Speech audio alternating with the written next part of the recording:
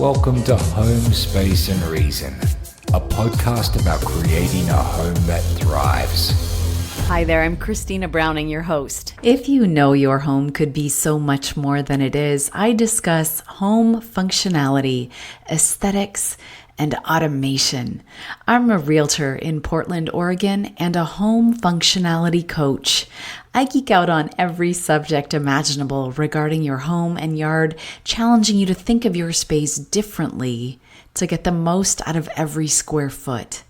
I pose questions for you to think through about your space and your reason. This podcast is all positive, offering you virtual fist bumps and celebrating every win. Remember, there's no such thing as perfect, but you can still aim for your best every day. Join me on social media by searching for the handle Space and Reason.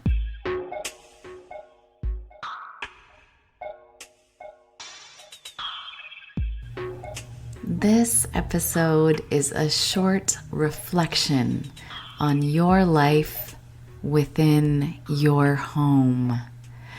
I read a quote by James Clear recently that said, of all the ways you could be spending your precious time and attention, it is very unlikely that you're currently spending it in the optimal way.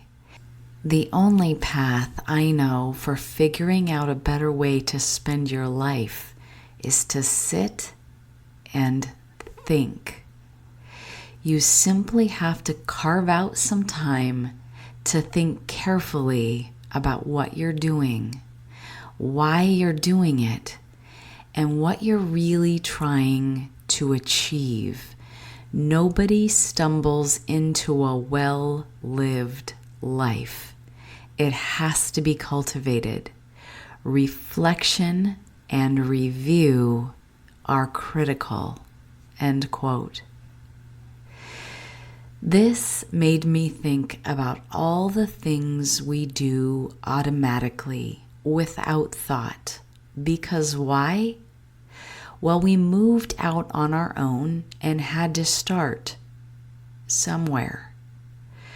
Was your parents' home a shining example of how to cultivate habits that don't feel hard? It doesn't matter if you're 60 or 20. You bring with you the skills you learned along the way. Some of you, that's a lot. Some of you, that's none. And there is no fault in any answer. If there was no dialogue about this in the home you were raised in, you likely started doing things just because you had to, in no particular way, and with no particular thought.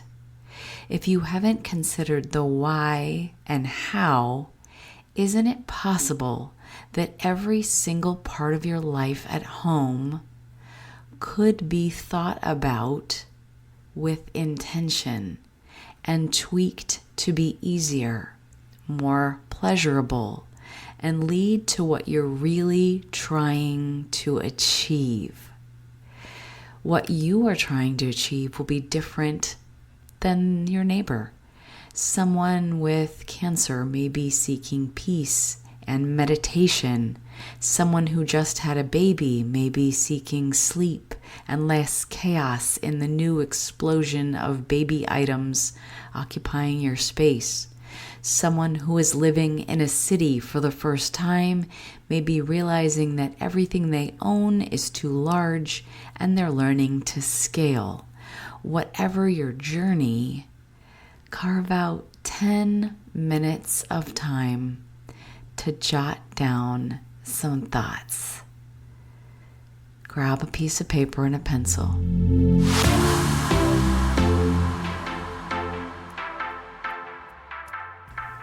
When thinking about your space and your reason, question number 1.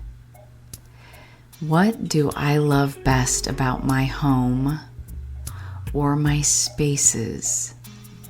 Which could also be, what is functioning well? Briefly, without judgment of yourself, Write the good bits. What is working in my life within the walls of where I live?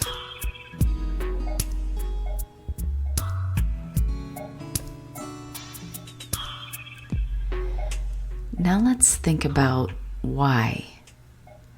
Why is that area handling your life well?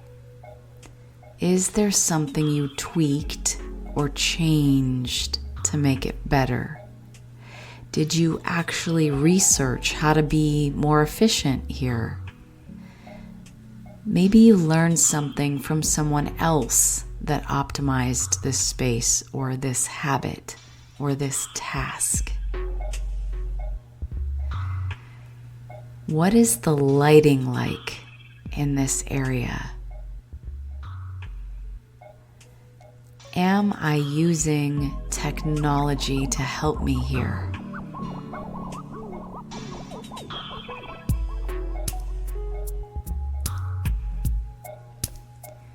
Question number 3.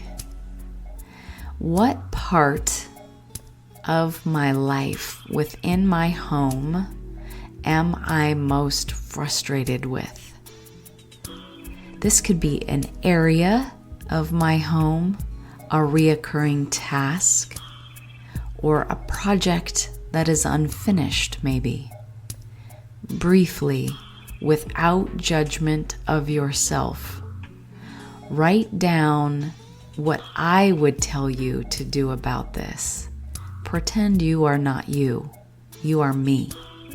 Or write it in the voice of someone else that can take emotion out of this situation, and just write down a couple steps that could happen immediately.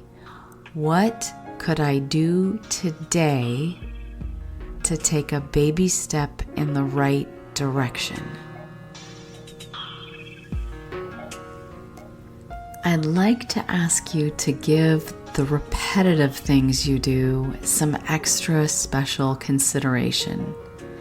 Because if you aren't thinking about them, your frustration, your joy, your angst or ease in which those things happen, because they're repetitive, you're spending a good portion of your life feeling those feelings. And you may not have to, especially if they're negative. Things like laundry, the process of cooking for yourself and others, commuting. These things that you do daily or weekly add up to years of your life. So isn't it worth giving those things a bit more consideration than others? As a realtor, I would suggest you hold out for a home that is actually closer to where you work to cut down on commute time. As your friend, I would say it's worth figuring out how to put in a dishwasher in your tiny home, because there are better, more enjoyable ways to spend your time. And you eat 3 times a day every single day. Wherever you are in your journey, think about how you are spending your time, what level of frustration you have within your home, and take a baby step toward a solution today. It doesn't have to be a perfect step, but any step is progress. After a bunch of little steps, you'll look up and realize you carved out enough time to do something you've always wanted in your week. As I wrap up this episode, I'm reminded that this closely resembles episode 2, a cousin to this topic of sorts, that talks about free time and how this concept is new. It begins with, once upon a time, there wasn't even such thing as free time or leisure time. As recently as 1940, nearly half of the houses in this country lacked plumbed hot water, a bathtub, or shower. Not kidding. Over a third of houses didn't have a flush toilet. As late as 1960, over 25% of the houses in 16 states didn't have complete plumbing facilities. For reals. Beginning in 1940, the Consensus Survey started asking questions about the housing stock in the United States, and that's where this data came from, by the way. If you'd like to hear the rest of this episode, click episode 2 in the show notes. If you like thinking about your house with me, I have a weekly video newsletter that you can subscribe to that is intentionally short. When I'm out in the world and I see something that I want to share with you, I put it in little bits of home functionality. You can find the link to subscribe in the show notes. Thanks for sitting in on this episode of Home, Space, and Reason. I hope you're enjoying your journey of creating a home that thrives. I'll meet you back here for the next episode.